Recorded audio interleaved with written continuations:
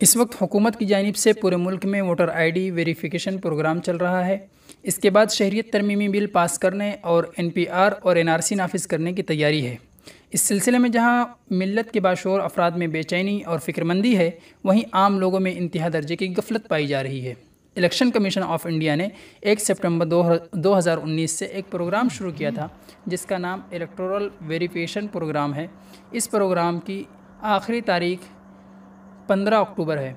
इस प्रोग्राम के ज़रिए आप अपने वोटर आईडी को वेरीफाई कर सकते हैं, और अगर आपके वोटर आईडी में कोई मिस्टेक हो तो उसे भी करेक्शन करके दूर कर सकते हैं। इसके लिए 2 तरीक़े हैं। पहला तरीक़ा यह है कि आप किसी जनसेवा केंद्र में जाकर 2 रुपये का फॉर्म लेकर उसको फिल करके अपने इलेक्शन कार्ड को वेरिफिकेशन कर लें, और दूसरा तरीक़ा यह है, और बहुत ही आसान तरीक़ा है, कि आप घर बैठे अपने मोबाइल या कंप्यूटर से वोटर आईडी वेरिफिकेशन कर सकते हैं। और वो इस तरह कि आप क्रोम ब्राउज़र या गूगल पर जाएं और NVSP सर्च करें।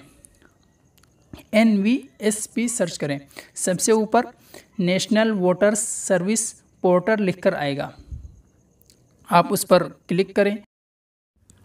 वेरीफाई के वक्त आपको 2 डॉक्यूमेंट की ज़रूरत पड़ेगी।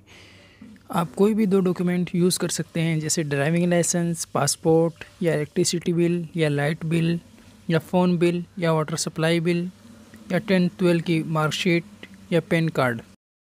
आपको अप्लाई करने में अब भी कोई दिक्कत पेश आ रही है तो हमने डिस्क्रिप्शन में एक लिंक दिया है, जिससे आप जाकर वीडियो देख सकते हैं और उससे आपकी दिक्कत दूर हो जाएगी। मज़ीद ताज़ा तरीन वीडियोज़ को देखने के लिए हमारे चैनल को सब्सक्राइब करें। अगर वीडियो पसंद आई हो तो लाइक करना ना भूलें।